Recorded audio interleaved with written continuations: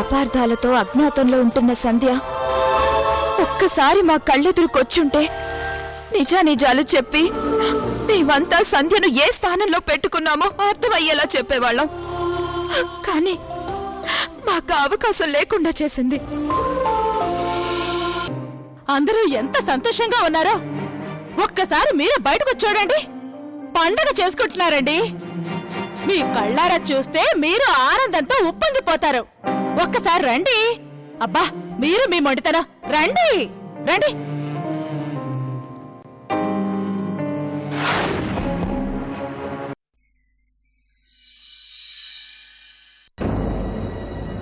వాడు మాట్లాడలేడమ్మా. ఎందుకు మాట్లాడలేరు?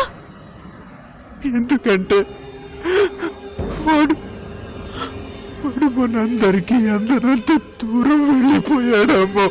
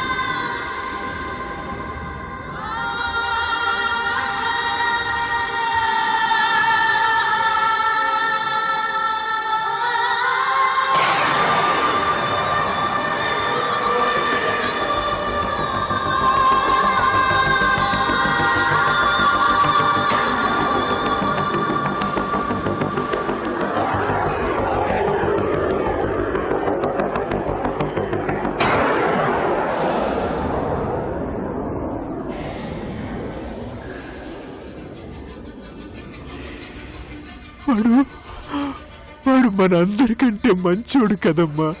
అందుకే ఆ దేవుడు వాడిని తొందరగా తీసుకెళ్ళిపోయాడమ్మా.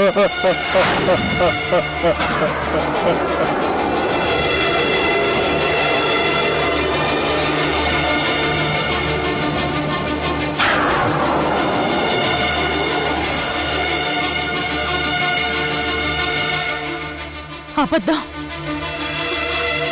అంత అబద్ధం. లేదు, నన్ను విడిచిపెట్టి మీరెక్కడికి వెళ్ళిపోరు.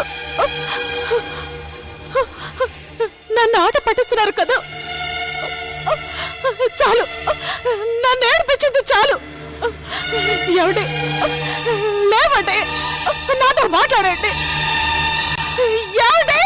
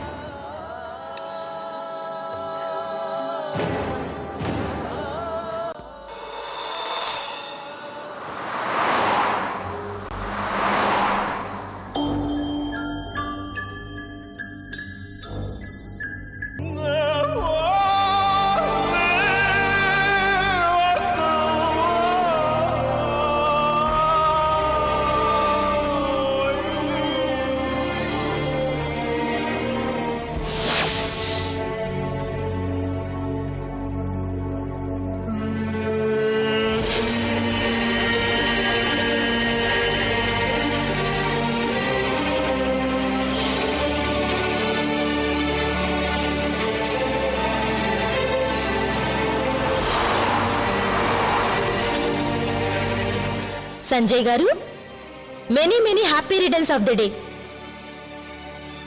Happy birthday to you.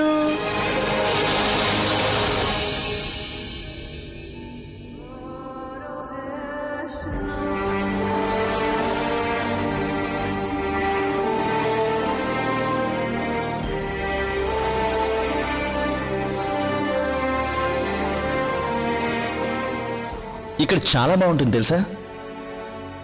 నాకు ఇష్టమైన ప్లేస్ ఇది. ఓ, అంటే మీరు ఎప్పుడు ఇక్కడికే వస్తుంటారా? ఎప్పుడూ రాలేదు.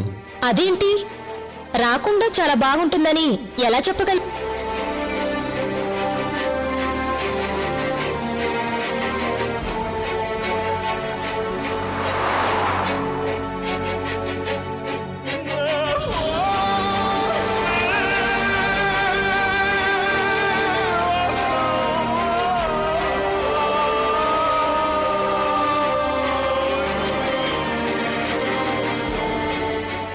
నిజానికి నేనే మంగళసూత్రాన్ని తీయాల్సిందే నీకోసం కాదు, మా సంధ్య కోసం. ఈ తాళిని త్యాగం చేయాల్సిందే మా సంధ్య కోసం. అపార్థాలతో అజ్ఞాతంలో ఉంటున్న సంధ్య ఒక్కసారి మా కళ్ళెదురుకొచ్చుంటే నిజానిజాలు చెప్పి మేమంతా సంధ్యను ఏ స్థానంలో పెట్టుకున్నామో అర్థమయ్యేలా చెప్పేవాళ్ళం. కానీ మాకు అవకాశం లేకుండా చేసింది.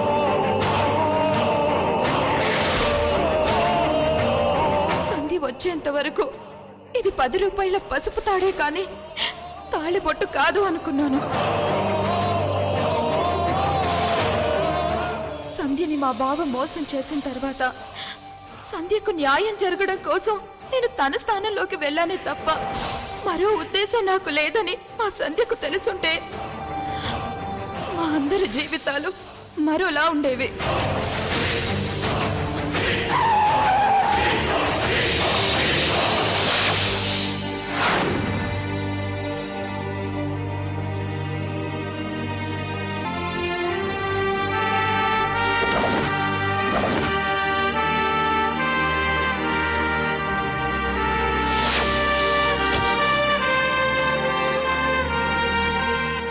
తల్లిదండ్రులుగా మేం చేయి చేసుకున్నా, అత్తమామలుగా వాళ్ళు మందలించినా మా మాట వినకుండా మొండిగా సంధ్య స్థానంలోకి వెళ్లి పరిస్థితి ఇంతవరకు తెచ్చింది.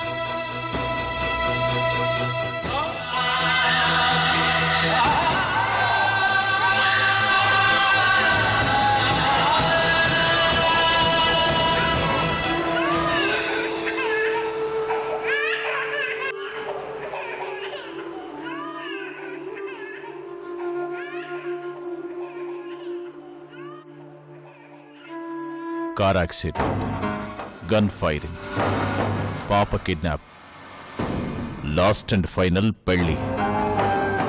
ఏమైంది?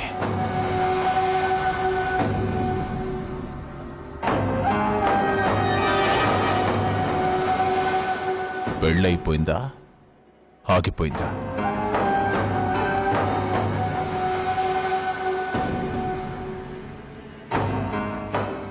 తాళేదమ్మా.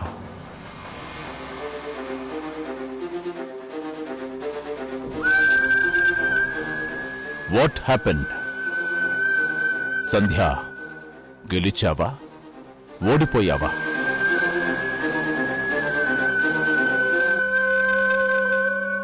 గెలిచిన ఆనందం నీ ముఖంలో కనిపించడం లేదు. ఓటమితో వచ్చావని తెలుస్తోంది.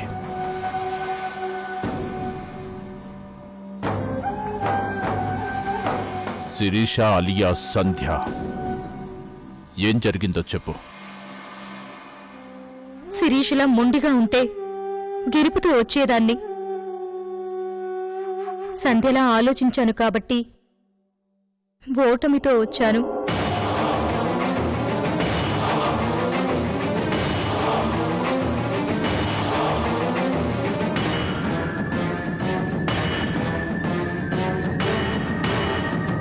ఈ ఓటమి నన్ను బాధ పెట్టడం లేదు.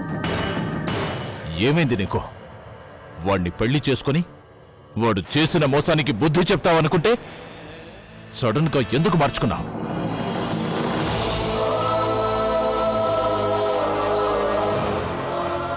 నీ లైఫ్తో ఆడుకున్న వాళ్ళందర్నీ ఎందుకు వదిలేశావు?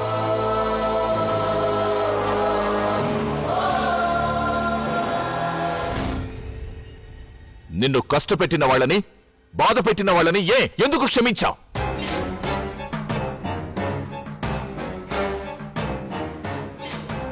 దీనికోసమేనా ఎంతో కష్టపడ్డావు?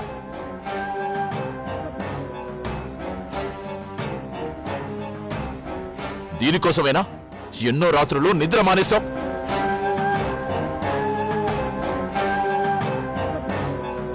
దీనికోసమేనా కడుపు నిండా అన్నావు తినలేకపోయావు?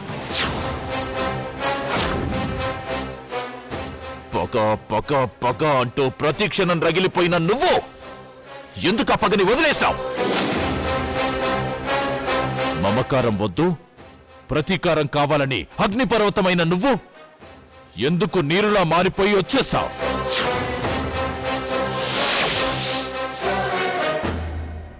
అవును, మీరు చెప్పింది నిజమే. ఇంతకు ముందు వరకు నా మనసు ఆ సంజయ్ గడి చావుని కోరుకుంది, ఆ కుటుంబాల నాశనాన్ని కోరుకుంది. మరిప్పుడేమైంది? ఉష నా కోసం ఎంత పెద్ద త్యాగం చేసిందో నాకు అర్థమైంది.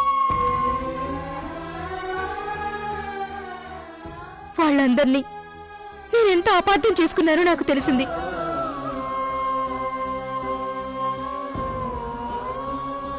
ఒక్కడి కోసం అంతమందిని ఎంత బాధ పెట్టానో ఇవాళ కళ్ళారా చూశాక ఎంత తప్పు చేశానో తెలిసింది.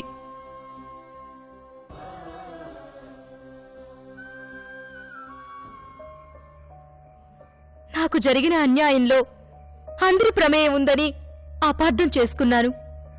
సంజయ్కే కాదు, అందరికీ శిక్ష పడాలని కోరుకున్నాను.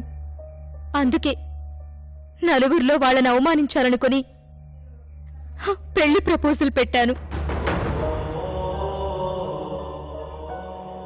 పెళ్ళయ్యాక ఒక్కొక్కరితో ఆడుకోవాలనుకున్నాను. కాని పందిర్లో అందరి ముందు ఒక ఆడదాని మెళ్ళో తాళిని తెంచేసి నా మెడలో వేసుకోవడం మంచిది కాదనిపించింది. నా కోసం తన జీవితాన్ని, తన మాంగళ్యాన్ని, తన భవిష్యత్తుని నా కోసం త్యాగం చేయడానికి సిద్ధపడుతుంటే ఆ త్యాగం నా పాలిట మళ్లీ శాపంగా మారకూడదని వచ్చేశాను.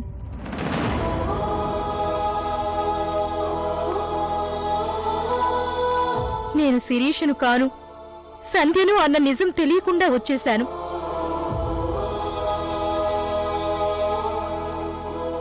ఇంకా 2 రూపాల్లో ఉండాల్సిన అవసరం లేదు. తల్లిగా ఈ బిడ్డతో నా జీవితం ఒక ఒడ్డుకు చేరితే చాలు.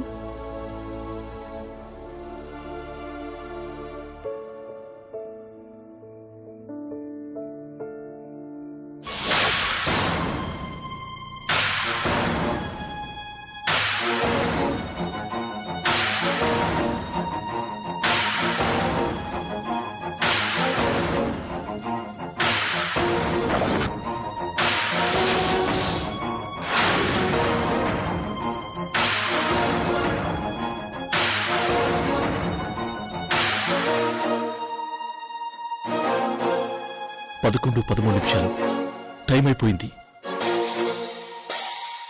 ముహూర్తం దాటిపోయింది. అంటే పెళ్ళైపోయినట్టుంది.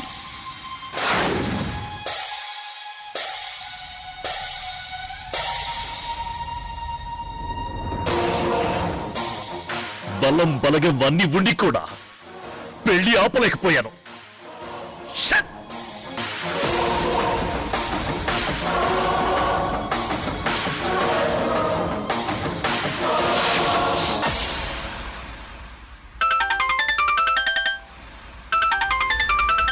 బాయ్, సలీం కాల్ చేస్తున్నాడు. నా ముందుకొస్తే చంపేస్తానని చెప్పు. నీకోసం ఎన్నిసార్లు కాల్ చేశానో చూసావా? బాయ్ ఇక్కడ ఎంత టెన్షన్ పడుతున్నాడు. అసలేం జరిగింది? ఒకసారి బాయ్కి ఫోనే. అలాగే బాయ్ మీతో మాట్లాడతాడంట. రైట్, పెద్ద షూటున్నావు. ముహూర్తానికి 10 నిమిషాల ముందు గుడ్ న్యూస్ చెప్తానన్నావు. ఒకణ్ణి చంపమంటే ఇంకొకరిని చంపావు. ఇప్పుడేం చెప్పడానికి ఫోన్ చేశావు? బాయ్ పెళ్ళి ఆగిపోయింది బాయ్. ఏంటి? అవును బాయ్, పెళ్ళి ఆగిపోయింది. లాస్ట్ మినిట్లో పెళ్ళి ఆగిపోయింది బాయ్. ఆ సంజయ్ గండి వేసేసావా? లేదు బాయ్, శిరీష మేడం పెళ్లి వద్దనుకొని వెళ్ళిపోయింది. వాడి వెంట కుక్క పిల్లలా తిరిగింది. వాడి కోసం ప్రాణాలైనా ఇచ్చేస్తానంది. ఇప్పుడెందుకు వద్దనుకుని వెళ్ళిపోయింది? అవన్నీ నాకు తెలియదు బాయ్, కానీ పెళ్లి మాత్రం ఆగిపోయింది. చాలు, ఈ గుడ్ న్యూస్ చాలు. లేట్ అయినా ఫుల్ బాటిల్ తాగినంత మజా న్యూస్ చెప్పావు. శబాష్! అనుకున్న దానికంటే ఎక్కువ పేమెంట్ తీసుకో. Thank you bye. భూపతి, పెళ్ళాగిపోయింది. పెళ్లిపీటల మీద కూర్చునే అర్హత నాకు మాత్రమే ఉంది. నన్ను ఈ పరిస్థితికి తీసుకొచ్చిన దానిని పెళ్లి చేసుకుని ఒక ఆట ఆడుకుంటాను.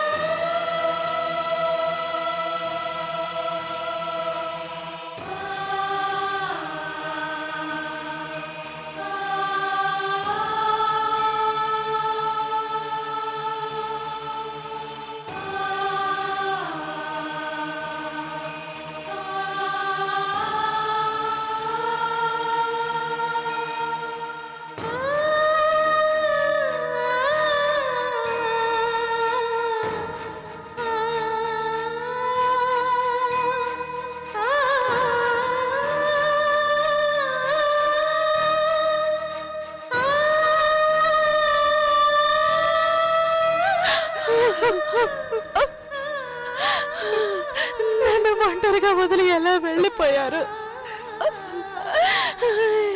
ఎలా వీరు లేకుండా నేను ఎలా బతకగలను?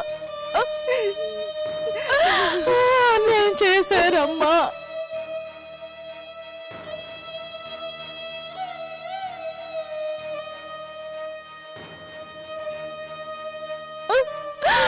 నాకు అన్యాయం చేశారు. ఈ పెళ్లి నేను చూడలేను. నలుగురు అనే మాటల్ని భరించలేను. పెళ్లికి ముందే అందరికీ దూరం అయిపోతానని పదే పదే అన్న మాటల్ని నిలబెట్టుకోవడానికి ఎంత పని చేశారు.